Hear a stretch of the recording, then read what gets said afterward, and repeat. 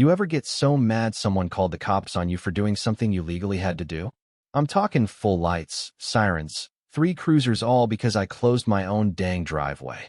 Yeah, that actually happened. And the woman who did it? She messed with the wrong guy because I'm the one who writes the zoning code. So I'll back it up a bit.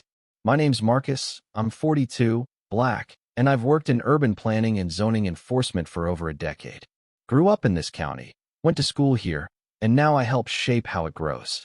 Not exactly flashy work, but it means I know exactly what's legal on a property mine or anybody else's. A few months ago, I finally found the perfect house. Quiet cul-de-sac, old oak trees, 2-car garage dream stuff. Only thing it needed was some concrete repair. The driveway was cracked up from years of neglect, so I scheduled a contractor to come fix it, widen it a bit, and add a swing gate at the end to keep it private. Well, enter Karen. Of course.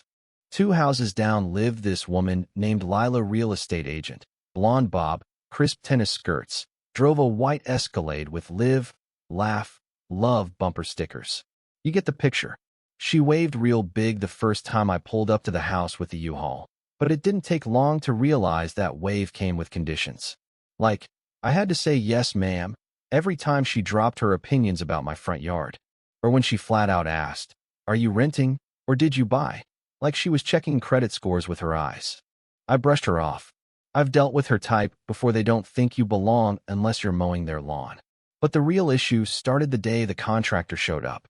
We had orange cones out, caution tape across the front, and my buddy Cedric, who does high-end paving jobs for half the county, had his crew tearing up the old concrete. About an hour into it, I noticed her standing out in the middle of the street, hands on her hips, just staring. Then she started pacing up and down in front of my property like she was inspecting it. I didn't think much of it. Let folks stare. But right as Cedric was backing in the gravel truck, she stormed up the driveway yelling, "You can't block this street like that.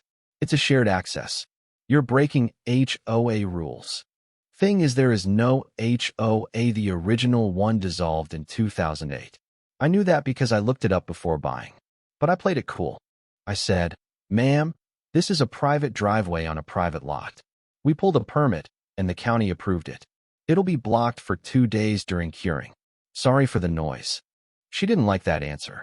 She pointed at my face like I was some high schooler cutting class and said, "You people come in and don't understand how we do things here." Then she pulled out her phone, and I swear to God dialed 911. Now, I've had some rough run-ins with the law before, especially when I was younger, so I wasn't about to escalate. I stepped back, told Cedric to pause everything, and just waited. Cops showed up in minutes. Not 1, not 2, 3. I was standing there with concrete on my boots and zoning documents in my hand like, this can't be real. The first officer was tense.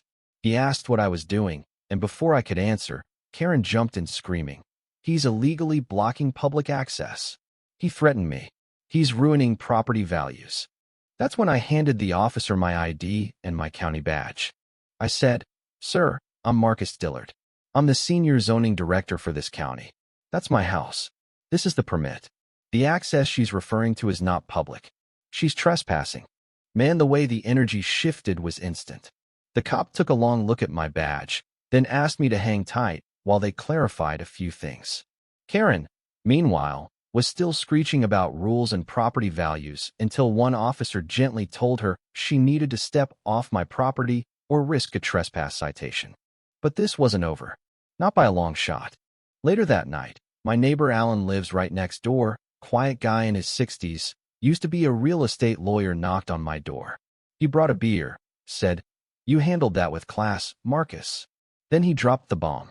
Turns out Karen had been telling neighbors for months that she was reviving the old HOA. She'd printed fake guidelines, mailed them out, and even threatened people with fines if they didn't trim their hedges or repaint their shutters.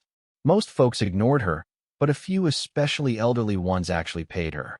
She made herself president of a non-existent HOA and collected dues from confused retirees. No board, no votes, just Karen and a PayPal account. Now I was pissed. I wasn't just some guy trying to pour a driveway. I was a zoning director with access to county records, legal counsel, and a platform. So I made a plan. I went down to the county clerk's office and pulled every document tied to the original HOA. Sure enough, it had been inactive for nearly 17 years, no filings, no renewal. I compiled everything into a neat little report, filed a fraud complaint, and contacted 3 residents who'd paid Karen. They agreed to provide written statements. Then I took it a step further. I scheduled a community meeting. I used my position transparently. I might add to reserve a public space at the local rec center. Send out flyers. No tricks, no traps. Just an invite that read, "Let's talk about what's really happening on Oak Ridge Court." And wouldn't you know it, people showed up. Nearly the whole street.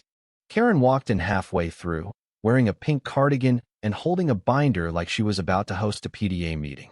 But when I stood up at the front and introduced myself, "Hi, I'm Marcus, your neighbor at 1148, and also the person who oversees zoning compliance for the entire county," she started to pale. I pulled up a slideshow, showed the permit for my driveway, showed the expired HOA status, showed screenshots of her emails demanding payments, complete with her Venmo handle.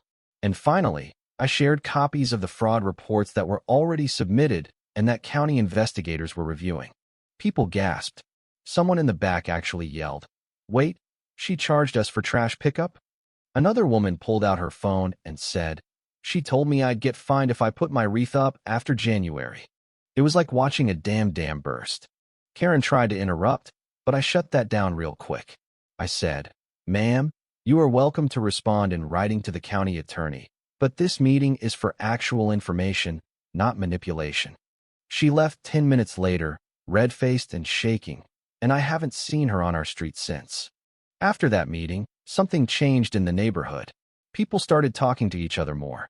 The guy across the street who used to just wave now brings his dog over to play with mine.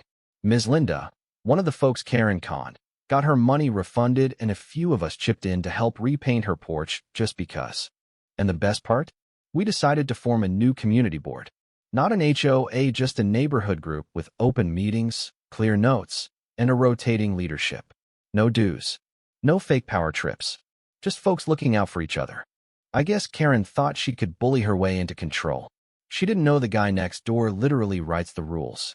And to anyone out there dealing with power-hungry Karens, shady HOAs, or fake rule enforcers, check your documents. Know your rights. Keep receipts. Because sometimes the best revenge is clarity. So yeah, that's how I turned a 911 call into a public takedown. Still got the new driveway. Still got my job. And now, I've got a block that actually talks to each other. Ever had someone try to use authority they don't have to mess with you? I want to hear about it. Drop your story. Let's shine a light on these fake power plays together.